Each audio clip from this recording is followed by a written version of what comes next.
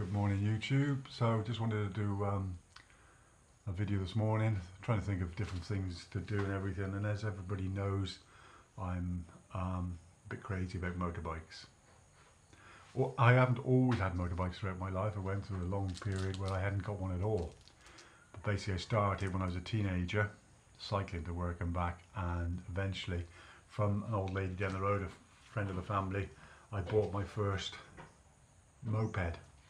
So 50cc, and it was a Pooch, and it was a Pooch Tourer. Now I'm putting a photo up on here of the different bikes. So the Pooch Tourer, the photo you'll see on there is not actually a photo of my actual bike, but it's the closest I could find. And you'll see like a bottom fairing on it, but mine had the windscreen as well, and it also had proper panniers on the back and everything. It was called the Pooch whatever Tourer. I can't find a picture of that actual one, but the one I put up on is very close to it, and I love that thing. And all the teenagers of my age, they used to, because it was from the 1960s, and I was riding it in the early 80s. So you can imagine the stick I took for that, even from the people at work. It was always highly amusing. If I got that now, it would be worth an absolute fortune, but I think that it ended up in a skip.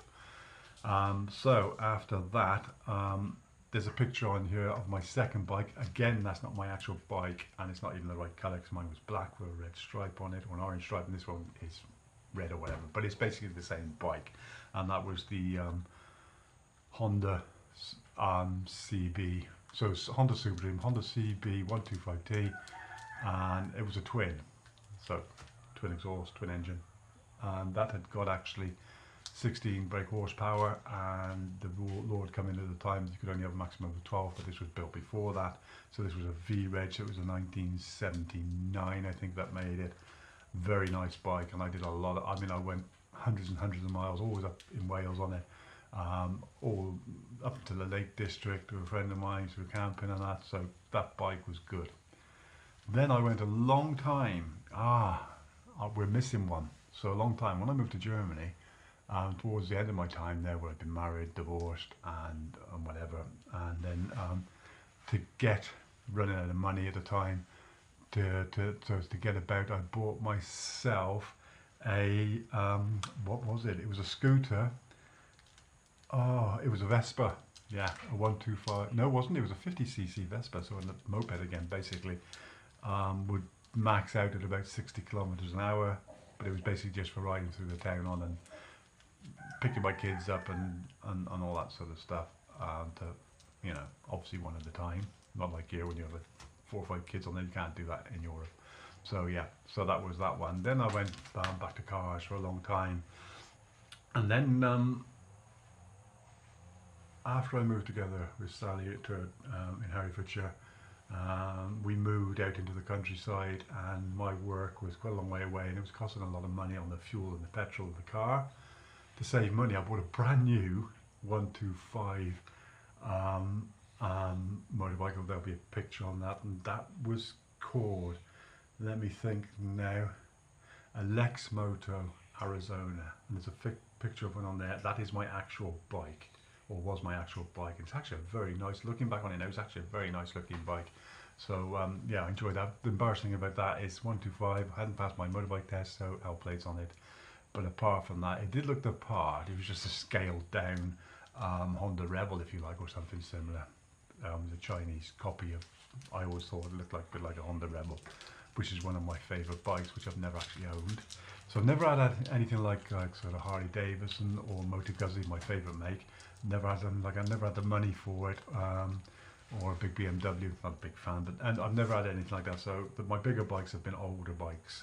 So from that. From the 125 I went, and then because I passed my motorbike test, I then went on to a Kawasaki ZZR 600.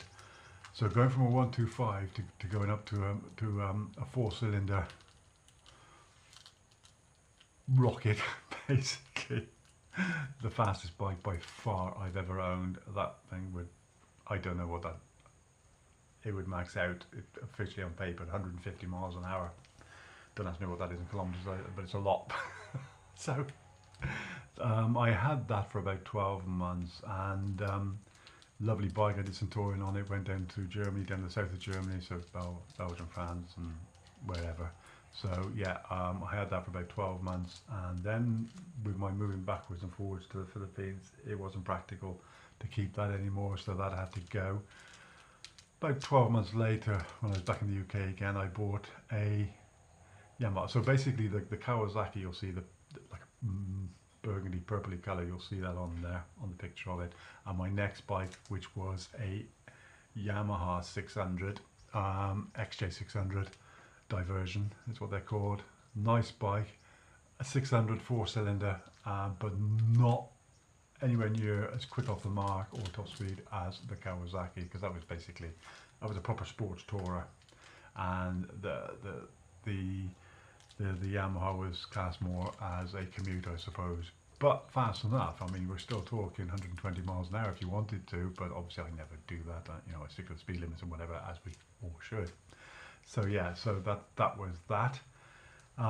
Then basically, as I've been in the Philippines more and more, I've had a total now, I think, is it 3 bikes since I've been here? So my first one you'll see on there is a Yamaha 150. Can't remember the exact name of it, but you'll see the picture up on there, and it's a black bike. Quite a nice bike, quite nice for riding around with Sally. It pulled the pair of us up the mountains and everything. Not a big issue. Not fast, but fast enough. Went from that, sold that. Then about a year later, bought the Yamaha YTX 125. Very nice, but very underpowered, but very comfortable to ride from inside, a big frame thing. And that's the bike now you'll see on there. It's like a blue tank on it, almost like a metallic blue tank on it, and that's the one now attached to the sidecar, so we use it for that, but it's very underpowered. Luckily we don't use it for mountain. We were using it to go up some hills and that, and it just won't do it with all of us on there. It won't do it. But now, the situation we're in now, we don't need to use it to go up any hills. Basically more or less a flat road to town and take the kids to school. That's flat road because they've changed school, so no hills. And then finally my Roosie Classic 250. Like I've said before, it's not the bike I actually wanted to buy, but the one I wanted they didn't make anymore, so shopped around and come up with the Roosie Classic, and it's turned out to be a really good bike. Got the panniers on there now, the top box on there, and actually put a windscreen on there now. And we did some touring last year, as you might have seen, and we plan on doing more touring on it this year. And that's got a not massive power, 17 horsepower, brake horsepower, but it just seems to have so much torque, and it climbs anything, any mountain. And with the both of us on there, all the camping stuff on there, all the luggage on there, it doesn't seem to worry it whatsoever. So I just thought I'd do that just to talk about the bikes I've had so far. No doubt there'll be more to come in the future, because I do like my motorbikes, as you do. So everybody take care. Just thought I'd let you know about that, and I'll show you the pictures now. So bye for now.